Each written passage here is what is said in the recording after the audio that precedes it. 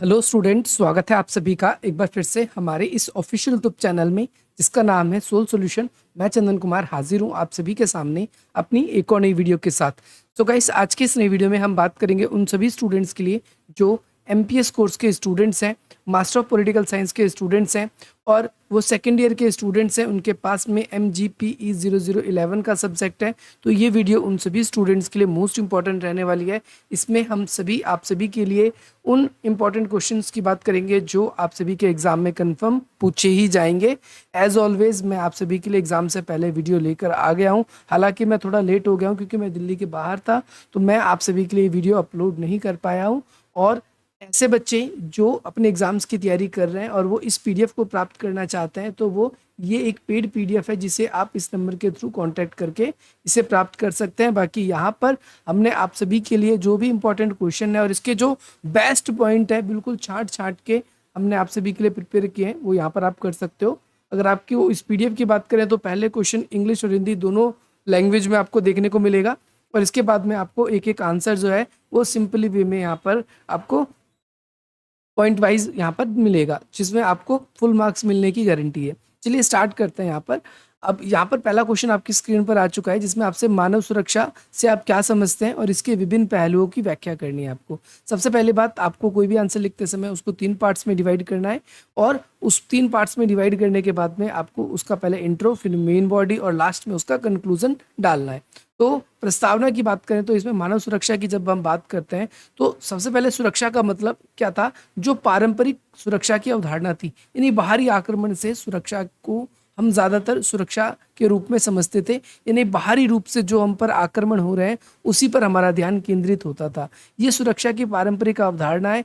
अगर हम सुरक्षा की बात समझते थे तो हमारे मन में केवल सीमा सुरक्षा, सैनिक हमले या फिर हथियारों को वृद्धि करना, इस सब ख्याल को ही हमारे दिमाग में आता था। परंतु अगर हम आगे चल के देखें तो हमें सुरक्षा का जो अवधारणा है वो केवल और केवल बाहरी आक्रमण तक ही सीमित नहीं है। सुरक्षा की अवधारणा के अंदर हम देखते हैं कि मनुष्य को जो खतरा है वो भी आपकी सुरक्षा के अंदर आता है और ये सुरक्षा की नई अवधारणा है, याद रखना है।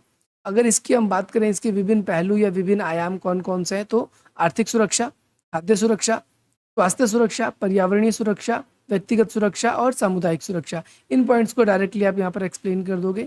इसके अलावा अगर आप देखोगे तो यहाँ पर राजनीतिक सुरक्षा, ज्ञानात्मक सुरक्षा, न्यायिक सुरक्षा और डिजिटल सुरक्षा, इन पॉइंट्स को आप इसके अंदर क्या कर सकते हो, एक्सप्लेन कर सकते हो। क्योंकि आपके पास टाइम बहुत कम है तो यहाँ पर हम वीडियो को थोड़ा सा फास्ट वे में लेके चलेंगे ताकि आपको समझ में आ जाए। सेकंड क्वेश्चन है, मानव सुरक्षा की गांधीवादी अवधारणा की व्याख्या कीजिए। ये समाज में पारंपरिक अवधारणा से कैसे भिन्न है। तो गांधी जी जो है, जब वो अपनी सुरक्षा की धारणा को प्रस्तुत करते हैं तो वो एक तो नैतिकता के ऊपर जोर देते हैं और दूसरा वो कहते हैं कि भाई व्यक्ति को आत्मनिर्भर बनना चाहिए, दूसरों के ऊपर निर्भर नहीं रहना चाहिए। और ये केवल बाहरी आक्रमण से सुरक्षा को खतरा नहीं कहते, कहते हैं देश के अंदर भी बहुत सारे ऐसे कारण होते हैं जिसमें गरीबी है, भेदभाव है या सरकार का विफल रहना, ये भी हमारे लिए, मनुष्य के लिए क्या है, एक असुरक्षा की बात है। और इसमें कौन कौन से दृष्टिकोण आप लिख सकते हो, एक तो सर्वोदय की बात कर सकते हो आप, अहिंसा की बात कर सकते हो, विकेंद्रीकरण की बात कर सकते हो, आत्मनिर्भरता की बात कर सकते हो। इसके अलावा आप क्या कह सकते हो, साधारण साध्य और जो आपका साधन है इसकी बात कर सकते हो। और लास्ट अगला पॉइंट है आप सभी का, नैतिक विकास की बात कर सकते हो, संसाधन के न्यूनतम उपभोग की बात कर सकते हो, सह अस्तित्व की बात कर सकते हो, भय का अभाव या भय से मुक्ति की बात कर सकते हो और न्यायपूर्ण समाज की आप बात कर सकते हो। याद रखना, इन पॉइंट्स को आप इसमें डील कर सकते हो। अगला क्वेश्चन है, हिंसा से आप क्या समझते हैं, हिंसा के विभिन्न पहलुओं को बताइए। तो हिंसा की बात करते हैं तो भाई हिंसा का मतलब है शांति स्थापित ना होने देना, और साथ ही साथ में केवल शारीरिक रूप से प्रहार या युद्ध ही हिंसा के अंदर नहीं आता। अगर हम देखें तो इसी हिंसा के अंतर्गत और भी पहलू हमें इसके अंदर देखने को मिलते हैं जिसमें शारीरिक, मानसिक, ये सारी चीज़ें हमारी आती है। तो हिंसा में 10 जो है महत्वपूर्ण आयाम कौन कौन से है। पहली बात, प्रत्यक्ष हिंसा, संरचनात्मक हिंसा, इस पे पूरा क्वेश्चन भी बनता है, याद रखना है। सांस्कृतिक हिंसा, दोनों में डिफरेंस आ जाता है कई बार। मनोविज्ञान हिंसा, आर्थिक हिंसा, जेंडर आधारित हिंसा, पर्यावरणीय हिंसा, संस्थागत हिंसा, इसके बाद में राजनीतिक हिंसा और आपका डिजिटल एंड साइबर हिंसा, ये भी आ सकता है। अगला क्वेश्चन है आप सभी के लिए, शांति और अंतर्राष्ट्रीय सहयोग की प्राप्ति ये प्रति गांधी जी का क्या दृष्टिकोण है, तो गांधी जी ने जो शांति सुरक्षा की बात करी, आप इसमें वही पॉइंट चाहो तो आप सारे के सारे इसके अंदर लिख सकते हो, इसमें कोई भी अलग पॉइंट आपको लिखने की जरूरत नहीं है, कोई दिक्कत वाली बात नहीं है। अगला क्वेश्चन है, वैश्विक सुरक्षा के लिए यूएनडीपी द्वारा चिन्हित खतरों को बताइए। ऐसे खतरों को आपको पहचानना है जो यूनाइटेड नेशन डेवलपमेंट प्रोग्राम, संयुक्त राष्ट्र संघ के विकासीय कार्यक्रम के द्वारा क्या किया गया है, पहचाना गया है, चिन्हित किया गया है। जैसे आर्थिक खतरा है, खाद्यान्न खतरा है, स्वास्थ्य खतरा है, पर्यावरणीय खतरा है, व्यक्तिगत खतरा है, सामुदायिक खतरा है, राजनीतिक खतरा है, और साथ ही साथ में हमारे सामने साइबर खतरा है। इसके अलावा जो हमारी बढ़ती जनसंख्या है उसका खतरा है, वैश्विक शासन का खतरा है, यानी विश्व में आपसी भाईचारा जो है हमारा वो नहीं है, इसके ऊपर खतरा है। नेक्स्ट क्वेश्चन है आप सभी के लिए, जलवायु परिवर्तन और भूमंडलीय तापक्रम में वृद्धि का क्या कारण है, इसके बारे में बताना है। तो जलवायु परिवर्तन क्यों हो रहा है, जलवायु परिवर्तन होने का सबसे बड़ा कारण क्या है, जो भूमंडल का जो तापमान है वो लगातार बढ़ता जा रहा है, जीवाश्म ईंधन है इसका दहन हो रहा है, वनों की कटाई हो रही है, औद्योगिकरण में वृद्धि होती हुई दिख रही है हमको। इसके अलावा कृषि पद्धति है, परिवहन प्रणाली बहुत ज़्यादा हो गई है। कृषि पद्धति आजकल हमारी कैसी होती जा रही है, हम जैसे पराली वगैरह जला देते हैं, उसमें बहुत ज़्यादा नुकसान होता है। इसके अलावा हम आजकल कृषि के अंदर बहुत सारे तरह तरह के रसायनों का उपयोग कर रहे हैं, जिससे फसलों की पैदावार अच्छी हो सके, परंतु इससे उसके उत्सर्जन से हमारे ग्रीन हाउस इफेक्ट्स हमें देखने को मिल रहे हैं, शहरीकरण हो रहा है, और इसके अलावा जो हम इंफ्रास्ट्रक्चर शहरों में क्रिएट कर रहे हैं वो भी है। अपशिष्ट जो हमारा वेस्ट मैनेजमेंट है उसकी प्रॉब्लम है, उपभोक्तावाद संस्कृति होती जा रही है, रेफ्रिजरेशन और आपका एरोसोल, एरोसोल का मतलब होता है जो आपकी राख वगैरह होती है, उसका खतरा बहुत ज़्यादा हो रहा है, ई वेस्ट बढ़ रहा है हमारे सामने। इसके अलावा ऊर्जा की अत्यधिक मांग के कारण जो हम आजकल जो काफ़ी ज़्यादा एनर्जी को यूज़ करने के लिए हम एनर्जी को डेवलप कर रहे हैं, ये भी क्वेश्चन है अगला। विकास और भूमंडलीय तापन के बीच अंतर संबंध बताना है, यानी विकास के कारण किस तरीके से तापमान बढ़ रहा है, तो वही वनों की कटाई हो रही है, औद्योगिकरण बढ़ रहा है, इसके अलावा शहरीकरण तेजी से बढ़ रहा है, कृषि का व्यवसायीकरण हो रहा है, पर्यावरण को विकास के नाम पर खत्म किया जा रहा है ना? इसके साथ साथ जलवायु परिवर्तन देखने को मिल रहा है, सतत विकास के ऊपर ध्यान ना देने के ऊपर हो रहा है। इसके अलावा जो संसाधन है उस पर भी और तरह तरह के संकट हमको देखने को मिल रहे हैं। नेक्स्ट क्वेश्चन है आप सभी का, आतंकवाद क्या है, इसके विभिन्न कारण क्या है। तो ये क्वेश्चन मैंने आप लोगों को यूट्यूब पे वैसे ही पढ़ा रखा है, आप वहाँ से इसको डिटेल से देख सकते हैं। क्योंकि आपके पास टाइम ज़्यादा नहीं बचा, इसीलिए मैं जल्दी जल्दी क्वेश्चन को ही मेन फोकस है मेरा आपको लोगों को बताना, ताकि आपका ज़्यादा टाइम बर्बाद ना हो।